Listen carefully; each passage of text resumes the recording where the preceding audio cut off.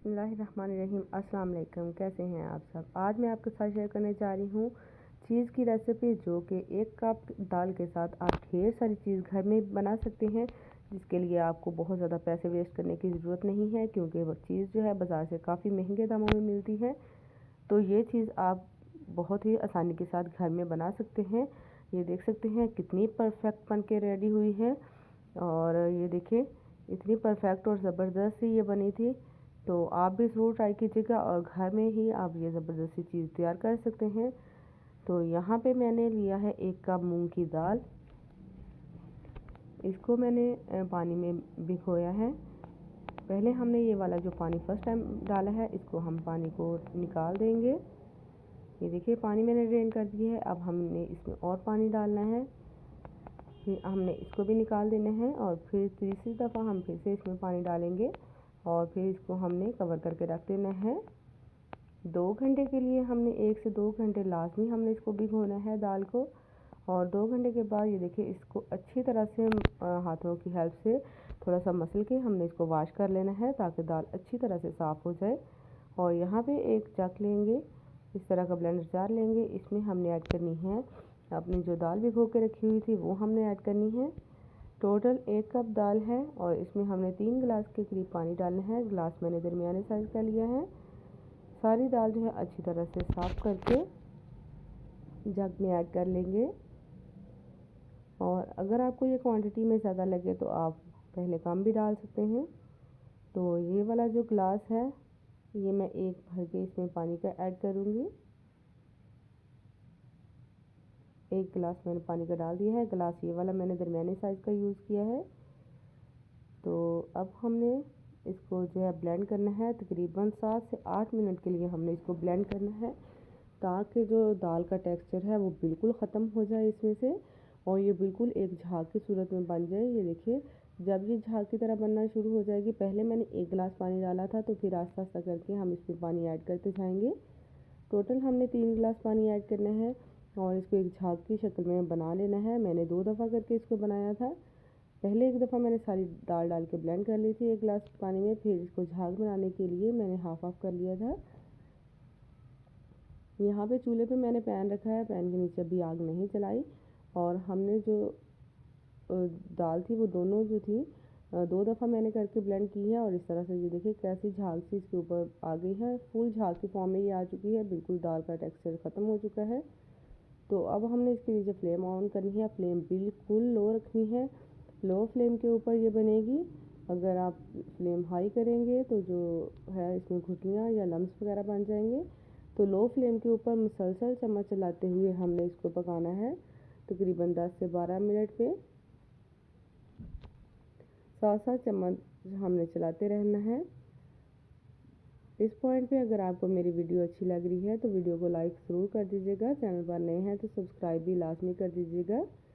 ये चीज़ जो है हम बहुत ही इजी वे में घर में बना सकते हैं, क्योंकि बाज़ार में ये बहुत एक्सपेंसिव होती है, और घर में काफ़ी ज़्यादा भी बन जाती है, और सबको बहुत पसंद होती है, और इजीली हम इसको घर में बना सकते हैं। यहाँ पे देखें जो इसके ऊपर झाग आना शुरू हो गई है, हमने चम्मच चलाते जाना है, और जो झाग आती जाएगी उसको हमने इस तरह से रिमूव कर दे जाना है। ये हमें नहीं चाहिए, इसको हमें डिस्कार्ड कर देना है। इसी तरह से चम्मच चलाते जाएंगे और झाग जो है वो आती जाएगी, और फिर हमने उसको रिमूव करते रहना है। इसी तरह से तकरीबन 10 से 12 मिनट हमने इसको पकाना है। और ये देखिए इसकी थिकनेस चेक करें, हल्का सा ये गाढ़ा होना शुरू हो गई है। फ्लेम हमने बिल्कुल लो रखनी है, और ये भी ध्यान रखना है कि इसमें लम्स या गुठलियाँ वगैरह नहीं बने। इस तरह से हम इसको मिक्स करते जाएंगे, और ये आप इसकी थिकनेस देख सकते हैं। बस जब ये इतना थिक हो जाएगी तो ये ऑलमोस्ट रेडी है। ये देखिए यहाँ इस पॉइंट पे बिल्कुल ये नरम मुलायम सी बन गई है, बिल्कुल बहुत ही ज़बरदस्त सी। ये देखिए इस तरह का इसका टेक्सचर है। तो अब हमने इसके नीचे से फ्लेम ऑफ कर दी, इसको हटा लिया चूल्हे से, और 2 से 3 मिनट के लिए हमने इसको रखना है, ठंडा करना है, रूम टेम्परेचर पे लेके आना है।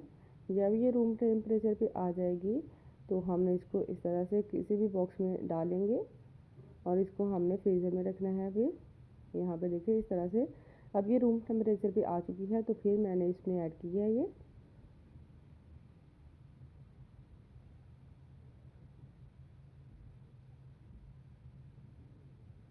देखें अब हमने इसको दोनों बॉक्सेस में डाल लिया है। ऊपर से कवर कर देंगे और इसको रखेंगे 1.5 से 2 घंटे के लिए फ्रिज में। 2 से 3 घंटे के लिए आपने रखना है इसको। मैंने थोड़ी सी जो है इसको जल्दी निकाल लिया था। यहाँ पे देखिए मैंने इसको फ्रिज में से निकाल लिया है। मुझे लगता है ये देखिए आप कितनी ज़बरदस्त से बिल्कुल चीज़ की फॉर्म में ये आ चुकी है। आप देख सकते हैं कि बिल्कुल टेक्सचर जो है वो चीज़ वाला ही है इसका। ये देख सकते हैं मेरे लिए भी ये फ़र्स्ट टाइम एक्सपीरियंस था, तो मैंने भी इसको थोड़ा सा जल्दी निकाल लिया है।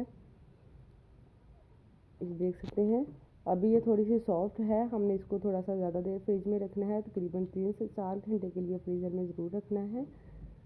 मैंने अभी थोड़ी सी सॉफ्ट ही थी तो फिर मैंने निकाल ली, लेकिन इसके बाद कटिंग के बाद मैंने इसको फिर से फ्रिज में रख दिया था। 1 से 2 घंटे के लिए मैंने मज़ीद इसको फ्रिज में रखा है। फिर ये थोड़ी सी हार्ड हो चुकी थी बिल्कुल चीज़ की फॉर्म में।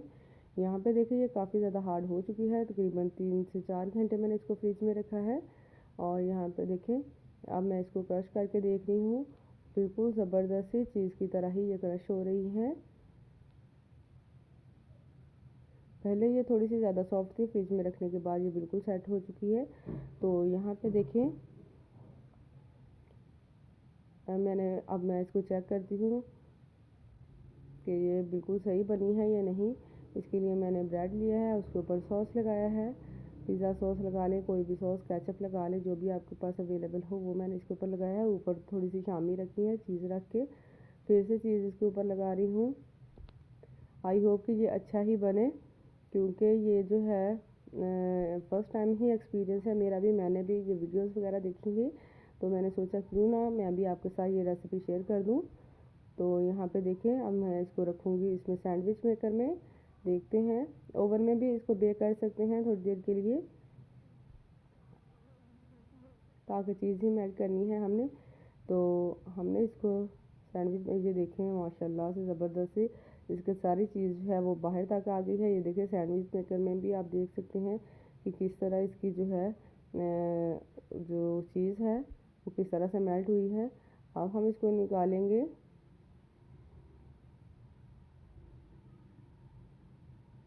और निकाल के भी इसको हम चेक करेंगे जब थोड़े से सैंडविच ठंडे हो जाएंगे।